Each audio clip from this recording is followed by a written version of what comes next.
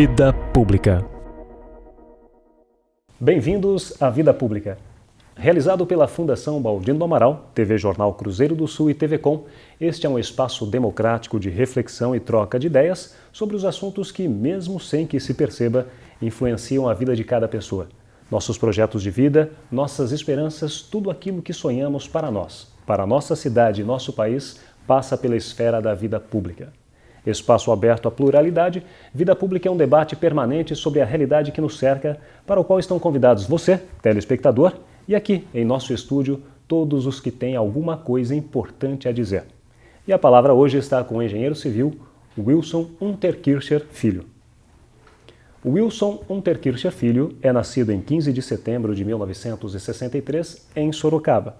Casado com Sandra Brito Unterkircher, com quem tem 2 filhos, Gustavo e Ricardo, Wilson Unterkircher Filho é graduado em Engenharia Civil pela Facens, a Faculdade de Engenharia de Sorocaba, e diretor-geral do Serviço Autônomo de Água e Esgoto, o SAI, desde 1º de janeiro de 2013. Na Prefeitura de Sorocaba foi secretário de Obras e Infraestrutura Urbana de maio de 2008 a outubro de 2011, pasta na qual atuou como diretor de serviços urbanos entre abril e maio de 2008. Durante a primeira gestão de Antônio Carlos Panunzio como prefeito, Unterkircher foi gerente de obras da URBS entre 1989 a 1992, período em que foram implantados os terminais de ônibus Santo Antônio e São Paulo, uma revolução para Sorocaba. Atuou ainda como engenheiro e consultor em empresas nas áreas de pavimentação, limpeza urbana e construção civil. Wilson, muito obrigado pela participação aqui no Vida Pública. Eu é que agradeço o convite, realmente é muito envaidecedor. Wilson, o senhor já teve várias atuações na vida política, como nós acabamos de ler, passamos aos nossos telespectadores, e hoje há um desafio que o senhor tem de enfrentar, que é o Serviço Autônomo de Água e Esgoto, que não é nada fácil mesmo. Mas antes de nós iniciarmos para falar a respeito da autarquia, eu gostaria que o senhor falasse um pouco sobre a despoluição do Rio Sorocaba, que passa necessariamente pela questão do esgoto em Sorocaba. Bem, Sorocaba hoje realmente se encontra numa situação bastante favorável em termos de coleta, afastamento e tratamento de esgoto propriamente dito. Hoje a abrangência da zona urbana já monta algo em torno de 96%. Contamos hoje com 6 estações de tratamento de esgoto em funcionamento, restando uma última na região de Aparecidinha, Brigadeiro e Éden, cuja conclusão prevê-se para algo em torno de 12 a 16 meses a contar do início do ano. Quando a gente deve atingir realmente os patamares próximos de 100% da zona urbana. Então hoje realmente todo o investimento que foi feito ao longo dos últimos 10, 15 anos, Sorocaba hoje sem dúvida colhe os frutos no sentido de ter o seu rio praticamente despolido. É claro que ainda existem alguns trabalhos a serem feitos, mas já inclusive com possibilidade de que o tratamento de água, ou seja, a captação de água para abastecimento em Sorocaba, possa ser feito a curtíssimo prazo através da água do próprio rio Sorocaba, hoje com um grau de despoluição bastante grande. E é claro, não é, Wilson, que nós não podemos repartir o rio Sorocaba e dizer este trecho é só de Sorocaba e nós só cuidamos dessa parte. É claro que existe a responsabilidade e o compromisso de todos os outros 7 municípios pelos quais a bacia hidrográfica do rio Sorocaba passa. Como é a relação de Sorocaba, que hoje já está quase em 100% da despoluição do rio Sorocaba, como Sorocaba vem tratando junto aos outros municípios? Exemplo, Votorantim, aqui ao lado, para também evitar que a poluição ocorrida nesses municípios venha para o perímetro em Sorocaba. Exatamente. Essa relação com os municípios vizinhos é fundamental na medida em que, basicamente, o trecho hoje do rio Sorocaba, que passa na zona urbana do município, ela tem a montante, ou seja, na parte de cima, a represa de onde ele se origina, e o município de Votorantim. Votorantim hoje, segundo informações recentes da CETESB, tem algo em torno de 70% a 80% do seu esgoto já em tratamento, ou seja, é um valor já bastante expressivo em termos de tratamento de esgoto, com tendência a se atingir a totalidade ou muito próximo dela num espaço curto de tempo. Demais municípios que ainda estão talvez um pouco atrasados em relação ao seu tratamento de esgoto, mas que repercutem diretamente no rio Sorocaba, são Mairinque e Alumínio. Itu já também num processo bastante acelerado de tratamento de esgoto, mas Mairinque e Alumínio recém-iniciados os projetos através da Sabesp, mas com uma previsão de que ao longo de 24, 36 meses também tenham grande parcela dos seus resíduos tratados e assim, por consequência, a bacia do Pirajibu, que é quem capta esses resíduos e deságua no Rio Sorocaba, deverá também já atingir um percentual de tratamento bastante grande. Aqui em Sorocaba, com o crescimento das áreas ocupadas pela população, será preciso estender os coletores de esgoto para aquelas regiões novas da cidade, localizadas perto desses córregos. Vai ser feito esse processo? Já está em andamento? Veja, os coletores troncos desta malha urbana, elas estão praticamente todos implantados. Resta somente, para que nós cheguemos ao 100%, esse trecho justamente que abrange a região de Éden, Brigadeiro, Aparecidinha e Cajuru. Esses esgotos dessas áreas serão tratados na estação elevatória, na seção de tratamento de esgoto chamada ABC, que está próxima ali da Castelinho. E o coletor tronco, que é o coletor do Pirajibu, também está em fase de construção. Portanto, a previsão é que mais 12 ou 16 meses nós tenhamos tanto a estação de tratamento de esgoto quanto o coletor tronco concluídos. O que vai acontecer necessariamente é que com a expansão da cidade, com um novo plano diretor, haverão novas áreas que deverão ser expandidas e, por consequência, necessitarão de outros dispositivos de tratamento de esgoto. Então, nesse contexto é que a gente já está trabalhando no sentido de acompanhar o novo plano de diretor da Prefeitura, que está em fase de estudos e em breve deve ser colocada a aprovação da Prefeitura. Da Câmara, perdão. Da Câmara, né? Na questão da educação ambiental, isso é fundamental, não é verdade, para você passar esses conceitos. Como o sorocabano tem respondido a esse questionamento, a essas questões? Eu acho que mais do que hoje, na verdade, acho que a despoluição do Rio Sorocaba, que é o produto final de todo esse trabalho, ele já está perfeitamente assimilado, a população já sabe do que precisa para se atingir aquele benefício, hoje já desfruta desse benefício e é bacana a gente ver que, como já é um processo que tem alguns anos, o pessoal que está em idade escolar já tem essa consciência da necessidade de se preservar tanto águas subterrâneas como águas superficiais, porque talvez já tenha vivenciado um processo de despoluição e tenha conseguido visualizar o que é o rio poluído e o que é a água limpa já nesse próprio manancial.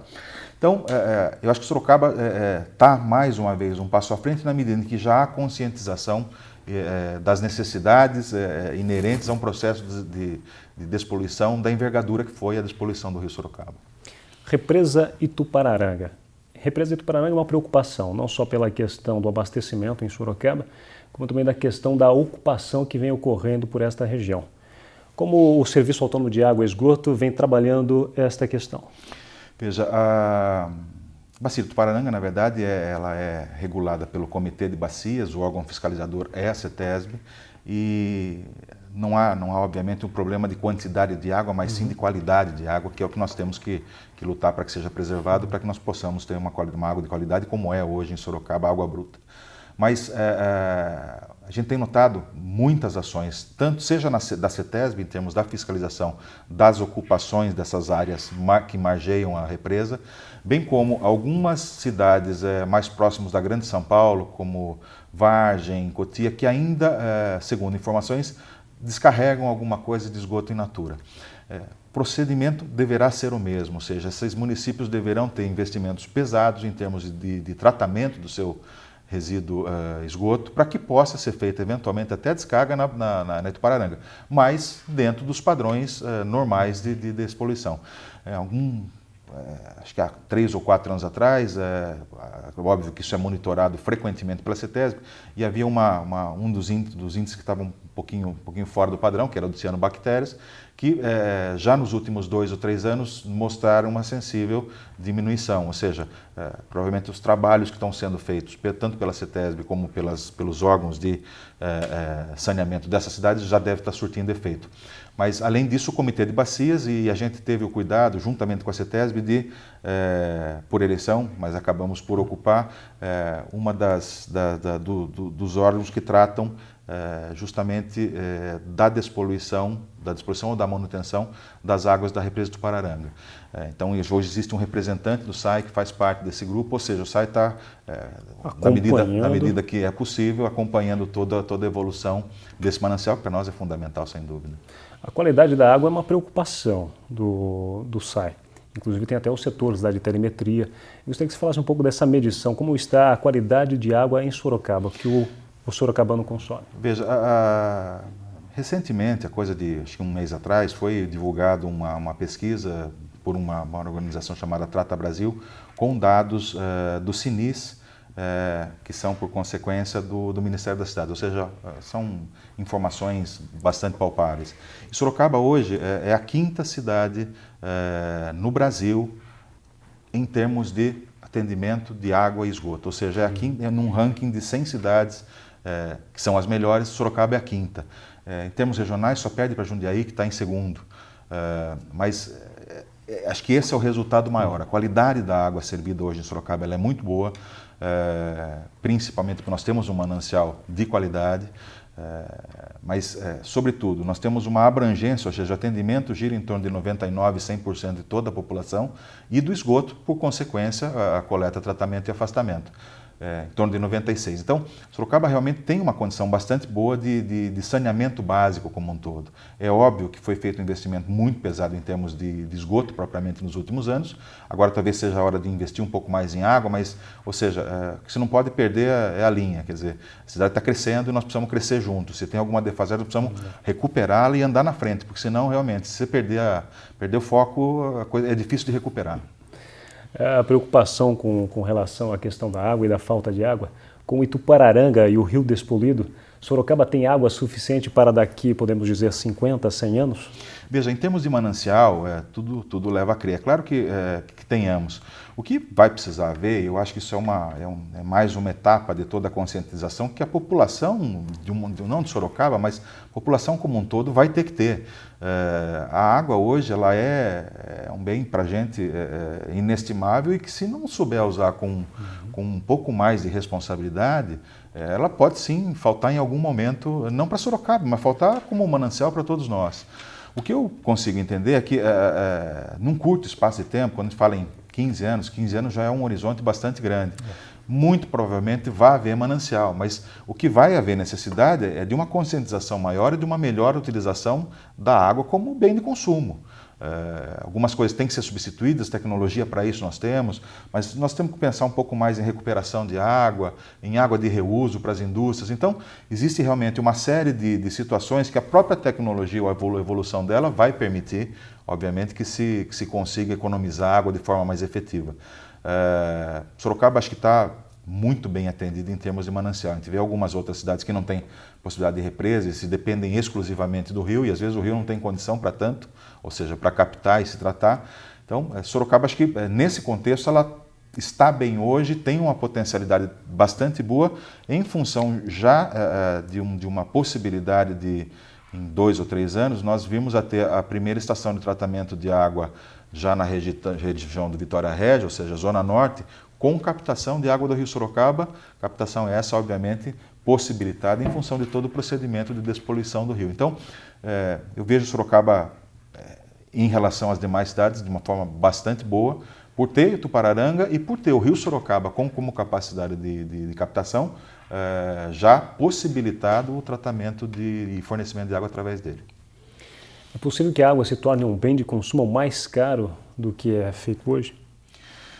Eu acho que sim, até para que talvez isso seja uma das etapas para estimular um consumo mais consciente. É uma pergunta que a todo mundo que você faz, você prefere energia ou água? E é uma tendência de você falar energia, mas a hora que você para e pensa, não, a água é muito mais importante. E é óbvio que, se a gente analisar isso comparativamente, não é por eu estar no SAI, mas eu acho que a água, em relação à energia, ela ainda é barata. Mas essa é a cultura que nós temos e acho que ela vai se alterar, obviamente, na medida em que a conscientização vier. Vamos retroceder um pouco, Wilson, para a sua história na vida pública, mas antes de a gente começar a caminhar um pouquinho para trás, o senhor assumiu o Serviço Autônomo de Água e Esgoto num momento bastante complicado, quando se estourou aquela questão da Operação Águas Claras. E, naturalmente, o SAI, naquela ocasião, precisou tomar providências e iniciativas, né, para que aquele gasto que existia, aqueles problemas que aconteceram com o consumo, com o consumidor, pudessem ser reparados. Como que foi essa transição para o senhor naquela ocasião? Os primeiros meses do SAI foram realmente batalha do dia a dia. A gente tinha uma questão da Operação Pandora em curso, praticamente em curso. Nós estávamos com as leituras dos hidrômetros paralisadas, suspensas desde outubro do ano 2012, e nós tínhamos a necessidade de fazer uma licitação para a continuidade dessas leituras, cujo contrato vencia em abril. Ou seja, a gente estava realmente espremido de todos os lados. As primeiras medidas foram aquelas de simplesmente fazer contato com os órgãos de fiscalizador. Então, as primeiras iniciativas, nós estivemos com a Promotoria Pública, estivemos no GAECO, primeiro para nos disponibilizar, dar todas as informações, mas principalmente para solicitar auxílio, para que nós não viéssemos a cometer quaisquer erros naquele momento que seriam catastróficos tanto para o município como para essa instituição. E devagarinho as coisas foram se acomodando, a gente conseguiu fazer a licitação com o acompanhamento do Ministério Público. O Dr. Orlando foi uma pessoa que muito nos auxiliou em termos de instrução. Na época o pessoal do GAECO, o Dr. Wellington também, quer dizer, nós tivemos todo o auxílio que precisamos. E as coisas correram bem, na própria licitação houve um questionamento bastante grande sobre a Alsan, se ela poderia ou não vir a ganhar. Não sou eu que defino a legislação de licitação. E essa legislação diz o seguinte: se ela não estiver apenada, ou seja, não estiver declarada inidônea ou não houver nenhuma outra decisão judicial nesses termos, ela pode participar da licitação e, se ganhar, deve ser declarada vencedora. É óbvio que isso aconteceu, até pelas questões, eles estavam instalados em Sorocaba, conheciam os sistemas, mas aconteceu com uma informação que poucas pessoas se atentaram, ficou muito mais em função de ser a Alsan. Houve uma economia da ordem de 45%. Então, o preço que se praticava até abril de 2013 era 1. Ele reduziu proporcionalmente em 45%, se não me engano, a partir de maio. E esse número nos deu a chancela de que o trabalho tinha sido bem feito e que tinha se atingido o que se queria. Um bom preço, que nós precisávamos de um bom serviço. O bom serviço dependia da fiscalização, que foi organizada, e hoje os problemas acabaram de leitura. Não se fala mais em problema de leitura, depois de acho que de 1 ou 2 meses desse novo contrato. Mas o SAI tinha alguns probleminhas, como tem qualquer empresa desse porte Sorocaba. Hoje o SAI tem 1.050 e poucos funcionários. É uma empresa sim, porque é uma autarquia que movimenta algo em torno de 200 milhões por ano e que tem e lida com 200 mil residências com ligações de água. Muitos problemas, mas com muitas soluções ainda por virem. E quando começou a carreira na vida pública, já começou também com uma revolução, que foi a questão de um dos grandes projetos na ocasião da administração do prefeito Antônio Carlos Panunja, comecinho da década de 90, foi a questão da implantação dos terminais de ônibus, o Santo Antônio e o São Paulo. Como foi essa experiência para o senhor e como o senhor avalia hoje o sistema de transporte coletivo depois de 21 anos da inauguração desses terminais? O Panunzio sempre reserva surpresas para a gente. Eu nem o conhecia, era praticamente recém-formado, mas acabei ficando com uma missão que me acrescentou muito como profissional. Foi justamente no processo de modernização do transporte em Sorocaba, em que se definiu a construção de 2 terminais, o Santo Antônio e o São Paulo, que são exatamente os mesmos.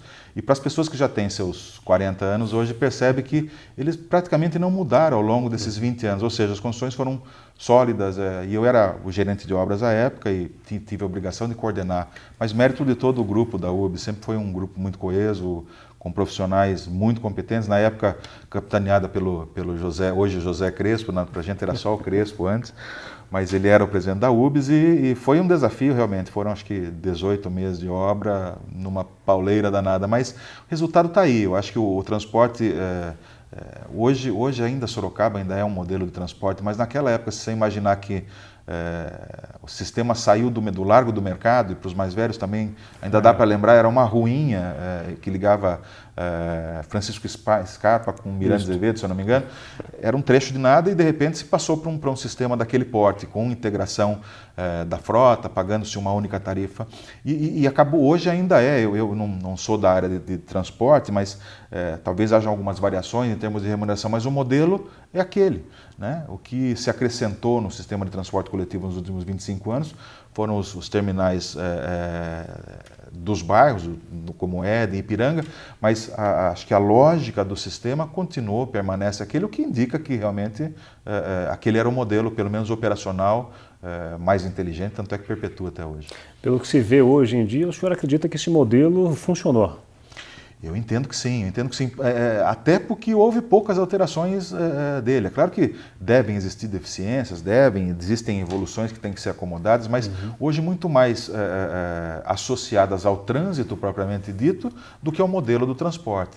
Quer dizer, hoje o que houve foi um crescimento bastante grande em termos de frota e a malha viária, infelizmente, em nenhum lugar do Brasil acompanhou. Então, é claro que o reflexo acaba vindo para o transporte coletivo. Eu nem me cabe, nem sou eu, tenho expertise para isso, entrar no mérito se a forma de remuneração é essa ou não, eu não saberia comentar. Mas acho que o conceito de uma forma geral, em termos de terminais, integração, distribuição de linhas, eu acho que isso estava correto naquela época, tanto que perpetua até hoje. Até mesmo hoje com a questão das ciclovias, né? Sim. Que depois dos terminais, surgiu a ideia dos outros modais, né, de você melhorar a questão do trânsito, até porque Sorocaba, a cidade começou a crescer cada vez mais, né, vamos dizer, né, até surgir a questão das ciclovias, que houve essa integração do Integra Bike com os terminais. O senhor entende que esse também seja o caminho? Eu acho que é mais uma possibilidade, tanto é que está aí, de novo, né? Quer dizer, existem, eu não sei qual é o número exato hoje, mas até o final de 2012 tinha algo em torno de 100 km de ciclovias, faltavam algumas interligações importantes, algumas delas estão sendo executadas, que vai permitir justamente algumas interligações em termos de deslocamento propriamente dito. Mas sem dúvida que passa a ser uma alternativa barata para aquele que é menos privilegiado, uma alternativa absolutamente barata, porque ela é de graça, mas eu acho que ela é um acessório que deve surtir um efeito bastante considerável nos próximos anos, é a implantação do BRT, que deve acontecer já a partir do ano que vem pela UBS e pela Prefeitura, esse sim com uma reestruturação mais ousada, ônibus de um porte diferente, mas principalmente privilegiando o transporte coletivo em termos de trânsito. Sem que isso aconteça, você pode colocar o ônibus que quiser, se ele for parar no trânsito, só vai ter mais conforto para ficar parado, né? É verdade. Wilson, depois dos terminais, de que outros grandes projetos o senhor participou na experiência em sua vida pública? Eu fui secretário de obras da gestão do Vitor Lippe de 2008 a 2011.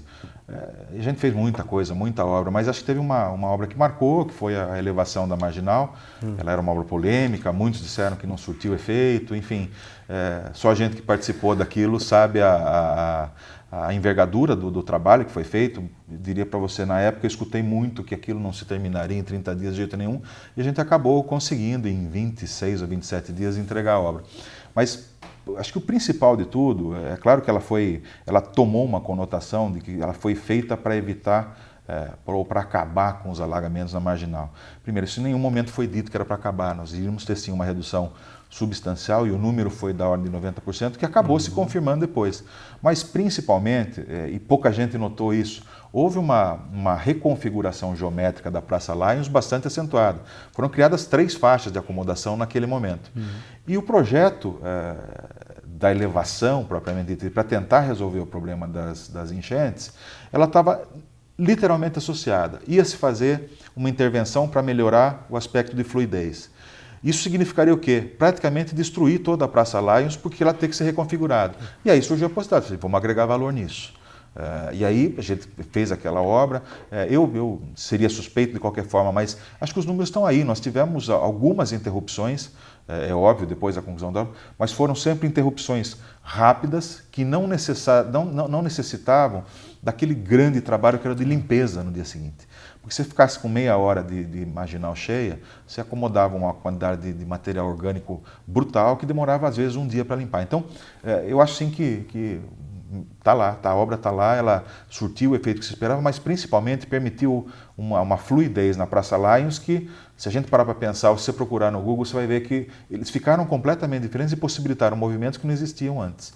Acho que foi uma obra, essa a mim marcou, porque eu fiquei quase 30 dias sem dormir, mas eu acho que trouxe sim um benefício bastante grande para a população. É verdade, porque as pessoas quando viam aqueles cascalhos, né, aqueles pedregulhos espalhados pela antiga Avenida do Magui, falavam, isso aqui não vai terminar nunca, na verdade. essa elevação também não vai funcionar. Hoje você passa pelo trecho, você nem percebe, né, na verdade, que houve uma obra, uma intervenção tão grande, né, da engenharia civil, né, nessa questão. Mas o problema talvez seja esse, ninguém se lembra como era. E se a gente olhar, eu sou de novo suspeito que vivi um bom tempo ali, mas se você lembrar como era, na verdade ali era uma piscina, era como se você mergulhasse na Praça Lions. Então é óbvio, é natural, é só nós simplesmente tirando uma pista da água. Mas em algumas situações de chuva muito intensa ou de chuva forte na cabeceira, isso vai ter um alagamento que ele vai ser rápido, o bombeamento vai esgotá-lo e aí você retoma rapidamente o fluxo de veículos. Wilson, já estamos chegando ao final do nosso programa e voltando ao SAI, claro, o senhor é o atual diretor do Serviço Autônomo de Água e Esgoto. Gostaríamos, o senhor que está à frente da reforma da estação de tratamento de água do Cerrado, que é, acho que um dos principais projetos, né, uma das principais obras também da autarquia.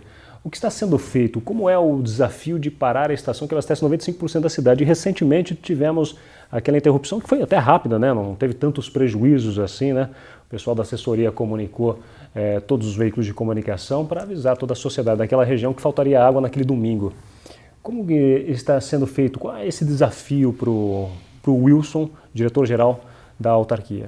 O desafio é do SAI, a gente tem um corpo técnico lá exemplar que realmente tem abraçado as causas do SAI.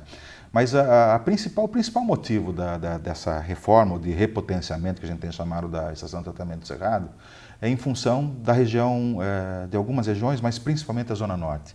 A Zona Norte tem reconhecidamente pelo SAI alguns pontos que são críticos em termos de abastecimento. E não há como fugir disso. Não adianta a gente querer, não está, é ocasional. É ocasional, mas acontece. Então nós precisamos agir para que essas ocasiões sejam cada vez mais raras até que nós não a tenhamos mais. Então, o que está se fazendo? O que tem acontecido basicamente em algumas regiões da Zona Norte é o seguinte: nos horários onde o consumo é bastante maior, ou seja, principalmente aos sábados e em dias de calor, ou em dias sucessivos de temperatura alta, a gente passa a ter horários em que, naqueles reservatórios dos bairros, sai mais água do que entra. E nesse momento se pergunta, mas não tem água na ETA do Cerrado? Tem, só que a água não chega na quantidade necessária. Então o que nós estamos fazendo? Nós estamos praticamente aumentando em 49% a capacidade de bombear água para essas caixas. E, no caso da Zona Norte, nós estamos levando um novo anel de distribuição, ou seja, uma tubulação nova, com um diâmetro de 60 milímetros para dar uma boa injeção. É claro que essa possibilidade de aumento de bombeamento vai melhorar para toda a cidade, mas principalmente para a Zona Norte. Então nós fizemos essa primeira parada no dia 3, com a troca de 4 grandes transformadores, e realmente foi, para nossa alegria, correu tudo absolutamente bem. Algumas pessoas sequer perceberam, mas nós teremos mais no mínimo uma grande parada e outras 6 paradas aí bem menores, mas que a gente obviamente vai tomar o cuidado de avisar a população ainda com toda neste antecedência. Ainda em novembro, dezembro, talvez em novembro nós tenhamos alguma coisa, em dezembro certamente, e até o primeiro trimestre de 2014, quando a gente deve encerrar esse ciclo e aí sim poder atender de forma melhor e como deve ser feito a região norte em alguns locais. Algumas situações, Wilson, assustam as pessoas. Por exemplo, a JJ Lacerda houve o vazamento, eu creio, acho que de um anel de distribuição de água naquela região, na JJ Lacerda, e abriu um buraco enorme no asfalto. E teve um problema recente na Avenida Eugênio Salerno também. As pessoas perguntam, o que passa por debaixo da terra de Sorocaba? Esses problemas que acontecem e que causam essa impressão às pessoas são comuns? São relativamente comuns. É que chama-se sempre atenção quando se causa uma catástrofe, como foi na Grande Rio de Janeiro um tempo atrás, que rompeu uma tubulação de 2 metros de diâmetro, e aí a força d'água realmente é alguma coisa descomunal. Só para que se tenha mais clareza, na JJ, onde houve 2 ou 3 rompimentos de pequeno porte, só que aquela história, a água solapa, ou seja, ela lava por baixo, e aí imediatamente se abre uma cratera, a gente chama, é um buraco bastante profundo. O que a gente tem que fazer é estar atento para desligar isso rapidamente e proceder o reparo como deve ser feito. Em alguns locais onde começa a se aparecer com mais frequência esses vazamentos, há uma indicação muito clara de que há alguma coisa errada com a tubulação. Normalmente idade. Né? E aí você tem que se preparar para isso. A gente já está fazendo um estudo, alguma coisa em relação à JJ, mas Imagina o seguinte, ninguém também sabe, mas Sorocaba tem algo em torno de 2.000 quilômetros de tubulação. Então, se você imaginar, você está lembrando de 2 ou 3, é sinal de que não está tão ruim. Nós temos 2.000 quilômetros de tubulação. O que aconteceu na Eugênio Salinas Dias não foi nem água, foi esgoto. E uma galeria bastante antiga. Então, tem muita coisa antiga, sim, mas eu acho que a gente também não pode se queixar em termos de ocorrências em relação a isso. O que a gente está desenvolvendo no SAI e vai passar necessariamente por esse assunto cadastro e idade das redes, é um grande projeto de controle de perdas. Isso precisa ser feito, precisa ser encarado, é um problema que precisa ser encarado, porque não há economia maior do que economizar despesa. Imagine que tudo que a gente perde de água, seja por vazamento, seja por fraude, seja por hidrometria, leitura errada, é água tratada. A água tratada significa dinheiro do contribuinte. Então, nada mais óbvio do que a gente trabalhar na economia ou no controle e redução de perdas. Wilson, muito obrigado pela participação no Vida Pública de hoje. Eu que agradeço a oportunidade.